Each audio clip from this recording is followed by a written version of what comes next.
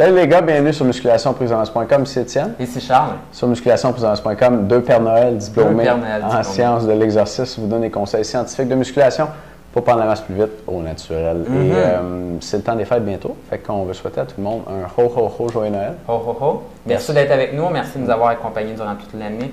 Et justement, si vous appréciez les chroniques qu'on fait, si vous appréciez les trucs qu'on vous a donnés dernièrement pour prendre la masse plus vite, devenir plus cote, être plus musclé, mais la façon de redonner puis de nous dire merci, si c'est le cas, j'espère, à ce moment-là, c'est pas de nous donner quelque chose à nous, mais c'est de redonner. Puis ce qu'on aimerait, c'est qu'on s'est associé avec la mission Bon Accueil, qui est une offre de charité qui aide les familles et les enfants défavorisés durant le temps de Noël.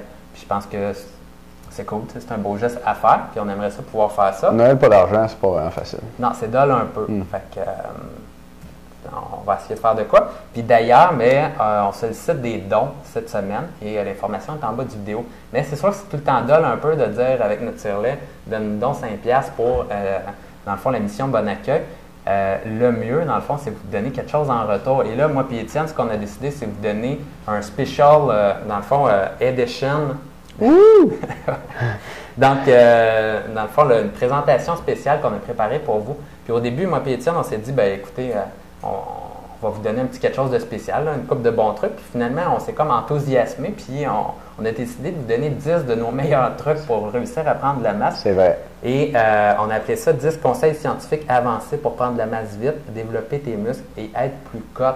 Et tout ça, ça tient à l'intérieur d'une vidéo d'1h06, donc on s'est enthousiasmé vraiment. Puis souvent, là, on beurrait alentour avec d'autres trucs, alentour des trucs qu'on voulait vous donner. Donc, on couvre vraiment comment être cote, comment devenir musclé, des suppléments, puis des avantages pour améliorer votre testo aussi.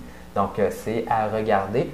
Et on vous demande ça pour la modique somme de 7$, un don de 7$. Donc, vous avez juste à cliquer en bas, faites ça. Vous allez arriver sur une page spéciale de musculation prise de masse. Vous allez pouvoir télécharger notre reportage spécial, notre présentation spéciale. Et tous les profits vont aller à la mission Bon Accueil pour leur super Noël. Yes. Fait que j'espère que vous avez été sages cette année. Et puis, vous pouvez avoir ça pour Noël. Puis aujourd'hui, on va se parler d'un facteur important à l'entraînement. Un facteur pour lequel on donne des conseils d'ailleurs dans notre présentation là-dessus, c'est sur l'échauffement et l'activation. Toi, hier, même, tu nous disais qu'avec un truc, tu avais réussi à bencher ton 2 plates pour la première fois. Donc ça, c'était un truc d'échauffement, d'activation. Est-ce que c'est important de faire un échauffement avant de bencher 2 plates? C'est un bon point, ça. J'ai eu un email là-dessus cette semaine et d'un de nos membres, puis il nous posait cette question-là. Et moi, personnellement, ce que je trouve, c'est que l'échauffement, d'après moi, pour la musculation, c'est un petit peu surévalué. Et je vais vous dire pourquoi. Parce que, de un, on voit tout plein de personnes faire des exercices en musculation puis ils ne sont pas vraiment échauffés. Donc, souvent, je me rends compte que c'est pas si grave que ça. Par contre, pour certains exercices, et particulièrement les exercices pour les jambes, je me rends compte qu'un échauffement fait une différence. Donc, je m'explique. Si vous allez faire un bicep curl, comme ça, puis vous voulez faire votre maximum avec 40 livres, par exemple, comme ça, si vous avez fait un 10 minutes d'échauffement avant avec le tapis roulant, ça sera à tester, mais je ne pense pas qu'on fait vraiment beaucoup plus de répétitions. Par contre, quand on est échauffé, puis de 1 avec une activation sur le tapis roulant ou sur le vélo, un 5-10 minutes, et ensuite de ça avec une activation spécifique, donc des répétitions où tu as moins de poids, avant de faire ta vraie série, mais ça stimule dans le fond ton système nerveux et les exercices, tu as besoin d'avoir une grosse activation du système nerveux, mais c'est important qu'il soit activé avant puis que tes muscles soient chauds, tes articulations soient chaudes pour ne pas te blesser. Ces exercices-là, je vous dirais, c'est notamment le bench press où ça fait une différence. Puis d'ailleurs, je vous donne mon meilleur truc d'activation dans la présentation. Le squat aussi, ça fait une bonne différence. Le deadlift, des exercices pesants. Quand tu vas faire ton leg press, c'est le fun de ne pas le faire à froid, c'est le fun de s'échauffer un peu avant. Vous me voyez venir, par exemple, avec des fentes. C'est sûr, là, j'ai dit le bench press, les autres variations également de bench press, dumbbell press, c'est toujours bon de s'échauffer avant, sinon ça va vraiment faire bizarre quand vous utilisez votre max puis vous essayez de partir là-dessus. Mais pour les autres exercices, et notamment, moi, quand je viens pour faire des chin-ups, si je ne suis pas échauffé pas en tout avant, je trouve que ça va aussi bien que si j'étais échauffé. Okay. Pas pour toi, Étienne, non?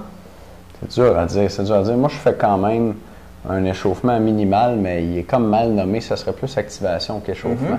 Le but de l'échauffement à l'école, en tout cas, on apprend que c'est justement pour réchauffer les muscles. Et puis que le muscle plus chaud, l'idée, c'est que quand la température corporelle est un petit peu plus élevée, les réactions chimiques se font plus vite. Donc là, le muscle est échauffé et puis serait comme plus apte à travailler. OK, j'achète.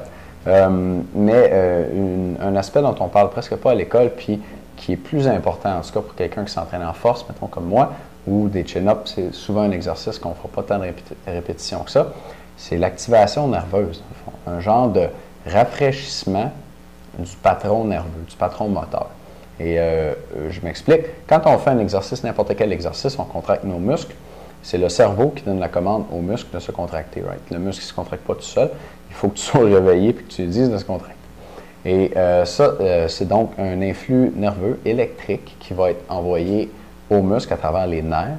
Et on va parler, il y a des nerfs donc, qui contrôlent les muscles et il y a des grappes, si on veut, de fibres musculaires qui sont chacune innervées, c'est ça le terme, par une unité motrice. Donc, un nerf va rejoindre un groupe de fibres musculaires, une grappe de fibres musculaires, et on appelle ça, cette unité-là, on appelle ça une unité motrice. Et la séquence exacte de sollicitation, d'activation des muscles au moment de faire un exercice, elle est très finement déterminée, elle est très finement enregistrée dans notre cerveau à travers ce qu'on appelle des patrons moteurs. Donc, si je demande à une couturière de me faire une robe, elle va vraiment se baser sur un patron. Okay? Donc, elle a comme un plan de base pour faire une robe. Mais ton patron moteur, c'est la même chose. Si tu veux faire un lay-up au basketball, c'est un geste technique qui est assez complexe. Tu demandes à ton cerveau de te faire un lay-up, il va chercher le patron du lay-up, puis tu t'en vas en faire un. Un lay-up, c'est plus compliqué qu'un bicep curl, mais il y a des mouvements comme les mouvements d'haltérophilie, l'épaulé jeté, l'arraché, qui sont très complexes, qui vont demander des patrons très complexes aussi, et un ordre de sollicitation des muscles très, très fin et très, très bien ajusté, parce que si on inverse la sollicitation de deux muscles, la base ne ramasse pas en même place partout. Et ça peut être intéressant de le réactiver, si on veut, de le ramener à la surface juste avant de faire l'exercice. Alors, pour finir sur le chin-up, moi, je n'ai pas tendance à faire un long échauffement, mettons, au lat pull-down avec une série de 15 avant de faire les chin-ups, mais je vais faire peut-être 2 séries. Je vais faire 1 ou 2 chin-ups, je vais arrêter, prendre 30-45 secondes, je vais faire 1 ou 2 chin-ups encore, puis là, je me sens vraiment prêt. Puis là, je pense qu'en faisant ça, j'en fais probablement 1 ou 2. Okay. C'est sûr que si tu me disais, je te donne 100 000 $, fais un maximum de chin-up, probablement que j'y arriverais. Mais avec mon activation, là, ne serait-ce que si c'est juste psychologique, je pense que ça vaut la peine. En tout cas, je me sens plus capable d'en faire. Mais ça serait intéressant de le tester sur une grande échelle. Puis, à mon souvenir, dans les études scientifiques, on voit que l'échauffement améliore les performances quand même. Ouais. Les performances sportives. Mais performances au gym, c'est peut-être... Les performances sportives, le système nerveux est très important d'être activé. Si tu veux sprinter plus vite, c'est sûr que échauffer, tu sprintes plus vite parce que c'est vraiment le système nerveux à quel point il active tes muscles rapidement pour que tu t'ailles le plus vite possible.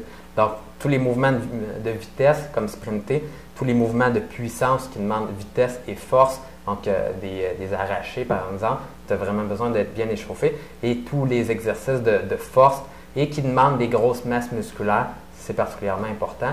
Et là, va à moindre importance des exercices isolés, par exemple bicep curl ou les avant-bras, où l'échauffement n'aura pas un aussi gros impact. Je pense que ceux pour lesquels on aurait le moins besoin d'échauffement, c'est des exercices uniarticulaires, donc genre biceps à la machine. Tu sais. Ouais. Biceps à la machine, j'ai aucun patron moteur à me rappeler en bon français, parce que c'est la machine qui me fait pour moi. Fait que juste à contracter, bing bang, bing bang.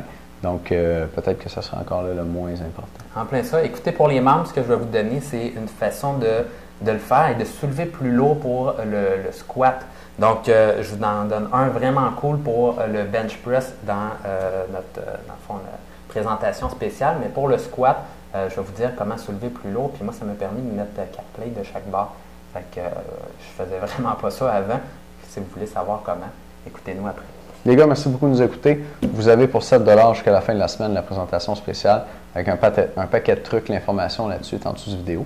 Et nous, on va se reparler dans un instant avec le truc de Charles pour squatter plus lourd. À bientôt. À bientôt.